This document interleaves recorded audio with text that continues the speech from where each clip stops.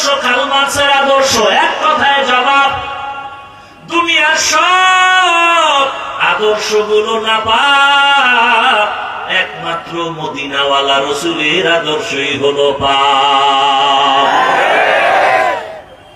আমরা ঠিক না বললে আমার কিছু আইব যাইব? হ্যাঁ,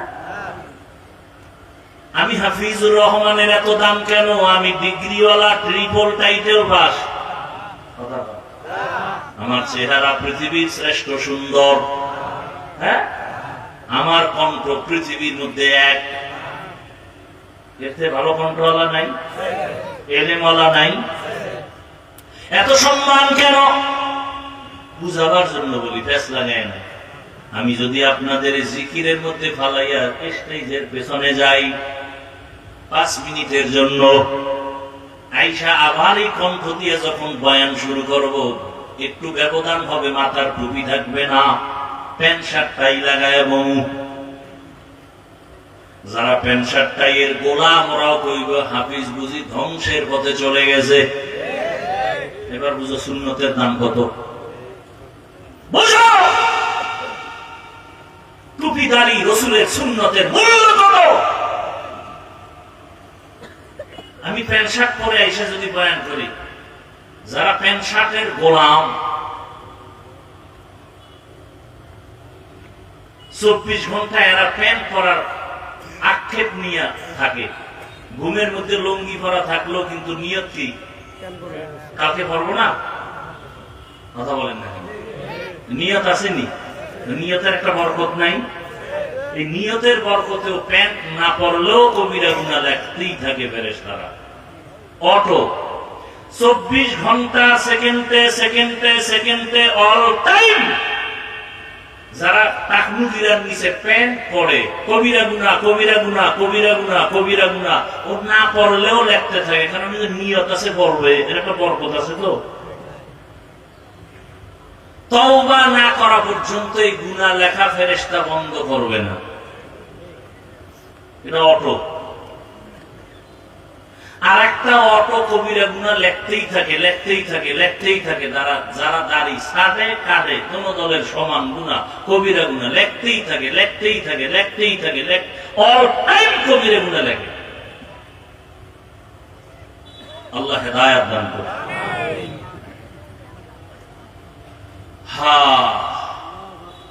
দুনিয়ার সবার আদর্শ নাপাক কেন? নবীটা পাক কেন? দুনিয়ার সমস্ত মানুষের আদর্শ নাপাক হওয়ার কারণ হলো মানুষটাই নাপাক, ওর দেমাগ নাপাক, ও খায় নাপাক।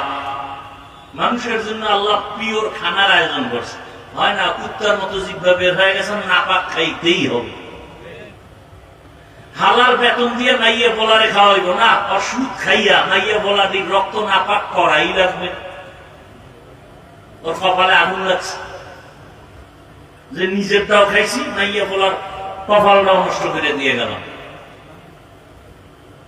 হারাম টাকা ঘরে নিয়ে নিলে এই টাকার খানা সন্তান খাইয়া রক্ত না পাক, স্ত্রী খায় রক্ত না পাক, রুজি রোজগার সব না পাক। 24 ঘন্টা তার কপাল এত খারাপ যে গর্ভধারিণী মায়ের সাথে জিনার গুনাহ, জেনার গুনাহ, জেনার গুনাহ। ও কত বড় কুলাঙ্গা! মায়ের সাথে জিনার গুনাহ করে, এরপর হারাম খায়।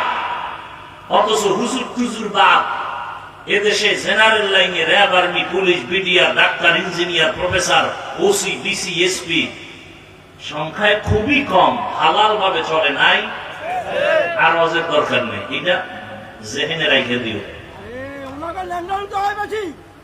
আল্লাহ হেদায়েত দান করুন। রহমতের নবীর আদর্শ কেমন পাক! নবীর আদর্শ কত পাক! তুমি যদি কারো ঘরের মধ্যে ঢুকতে চাও, গিয়ে আগে সালাম দাও, সালাম দিয়ে অনুমতি নাও। নবীর আদর্শ কেমন সুন্দর! শুধু মানুষ না, একটা পশুর বেলায় কত সুন্দর আদর্শ। এই যে কোরবানি আসতেছে, গরু জবাই করবা, নবীর আদর্শ বলে একটা গরুর সামনে আর একটা গরুরে জবাই করবা না, কষ্ট পাবে। এই আদর্শ আর কেউ শিখেছে? রাসূল ছাড়া। একটা গরুরে শোয়াইয়া দ্রুত ছুরি চালাও, চালাকি করিও না। আমাদের সাথে সব অতি চালাক, শুধু চালাক না। গরুডারে বান্ধিয়া টান্দিয়া নিচে শোয়াই, এরপরে চিঠি দেয় ইমাম সাহেবের হাতে। চিঠি পড়েন, কি 7 জনের নাম পড়েন, বাবার নাম, এলাকার নাম, ওয়ার্ডের নাম, বয়স, পুরো চিঠি করতে করতে গরু আধা মরা। এই চালাকি চলে না? চলে না? মারাত্মক গুনাহের কাজ।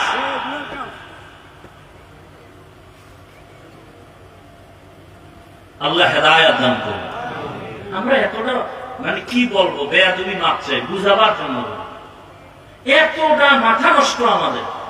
ইমাম সাহেবের কইছে, হুজুর শুক্রবার দিন আব্বার জন্য একটু দোয়া করেন। ইমাম সাহেব দোয়ার মধ্যে আরো 3-4 জনের নাম কইছে।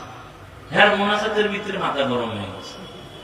আমার বাবার দোয়া 4 ভাগ হয়ে গেল।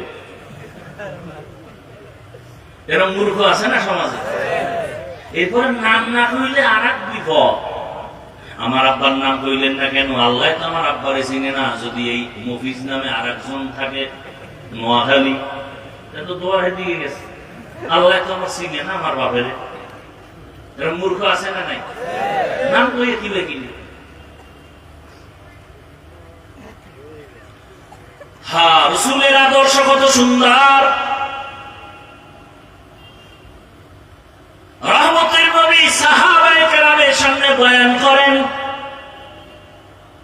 একজন আবেদা সালেহা জাকিরা শাকিরা, একজন আল্লাহর প্রিয় বান্দি, জীবনভর শুধু নেক আমল নেক আমল নেক আমল। বিদায় বেলা একটা সামান্য অন্যায় করেছে। কি অন্যায়? বলে একটা বিড়াল ঘরে আছে, বিড়াল খাঁচায় আটকায় দিছে, নিজেও খানা দেয় নাই, সাইরাও দেয় নাই, বাইরে গিয়া খাওয়ার সুযোগ পায় নাই। বিড়ালটা কষ্ট পায় ধুকে ধুকে মরে গেছে। গাইবি আওয়াজ, ও নারী, জীবনে যত ভালো আমল করছো সব বরবাদ। এই জন্য নবী বলেন, 2টা অন্যায় যদি কেউ করে শাস্তি হবে মরার আগে। কয়টা অন্যায়?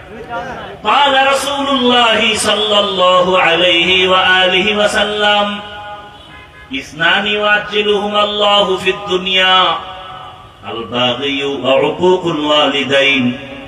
2টা অন্যায় আছে, করলেই শাস্তি হবে দুনিয়ায়। প্রথম অন্যায়ের নাম জুলুম, দ্বিতীয় অন্যায়ের নাম মা বাবার সাথে বেয়াদবি। জুলুম 3 প্রকার, আল্লাহর সাথে জুলুম, নিজের সাথে জুলুম, অন্যের সাথে জুলুম। আল্লাহর সাথে জুলুমের নাম শিরিক। ইন্নাশ শিরকা লাযুলমুন আযীম। ইন্নাল্লাহা লা ইয়াগফিরু আন ইউশরাকা বিহি ওয়া ইয়াগফিরু মা দুনা যালিকা লিমান ইয়াশা। ومن يشرك بالله فقد ضل ضلالا بعيدا ومن يشرك بالله فقد افترى اثما عظيما ومن يشرك بالله فقد حرم الله عليه الجنة। নিজের সাথে জুলুম ব্যাখ্যা দিব না। অন্যের সাথে জুলুম, যেমন বিড়ালের সাথে সামান্য জুলুম করলো, শাস্তি জায়গায় শুরু। মায়ের সাথে জুলুম, বাবার সাথে জুলুম, শিক্ষকের সাথে জুলুম, আলেমের সাথে জুলুম, ইমামের সাথে জুলুম, মালিক হয়ে কর্মচারীর সাথে জুলুম। বিচার হবে মরার আগে। কিসের আগে? দোকানে দেখবা এত টাকা জুলুম করে কামাই করছো, ফট করে দেখবা আগুন লেগে শেষ। মরার আগে বিচার। ঘরে ছোট ছোট বাচ্চা আছেন আপনাদের, ওদের আমলনামা শুরু হয়েছে, ওরা গুনাহ করে। ওগো কিডনি নষ্ট হয় কেন? ওগো পাও ভাঙ্গে কেন? ও টাইফয়েড হয় কেন? অসুস্থ হয় কেন? সব আপনার আকামের শাস্তি। একটু চিন্তা করেন কথাগুলো। আপনার অবুঝ শিশুর অসুস্থতা আসে কেন? মারাত্মক পাও ভাঙ্গে কেন? ওরে তো ফেরেশতারা পাহারা দেয়, ওর তো কোনো গুনাহ নাই। শাস্তি হবে আপনার, আপনার স্ত্রীর। বাচ্চার হয় কেন? কান ধরে টান দিলে মাথা চলে আসে। আপনার গুনার কারণে আপনার সন্তানের শাস্তি। আল্লাহ আমাকেও মাফ করেন, আপনাদেরকেও মাফ করেন। রহমতের নবী এমন এক সময় আসলেন মক্কা নগরীর মানুষ মহিলা নারীদের পছন্দ করে না। সারা দুনিয়ার মানুষকে দেখায় দিলেন, শিক্ষা নাও কেমন মায়ার নবী আমার, এত বড় শক্তিধর আমার নবী। সেই নবীর শক্তি কত শারীরিক যৌবনের, আবার যদি হয় সেই সময়টা মাত্র 25 বছর বয়স। বুঝেননি কিছু? বিশ্ব নবী যার তুলনা নাই, তার 25 বছর বয়সের যৌবনটা কেমন।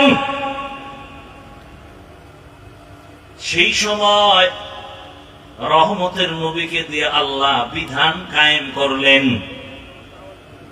আল্লাহ নবীকে বিবাহের বন্ধনে আবদ্ধ করালেন একজন বৃদ্ধা নারী, তো রসুলের থেকে অনেক বেশি বয়স।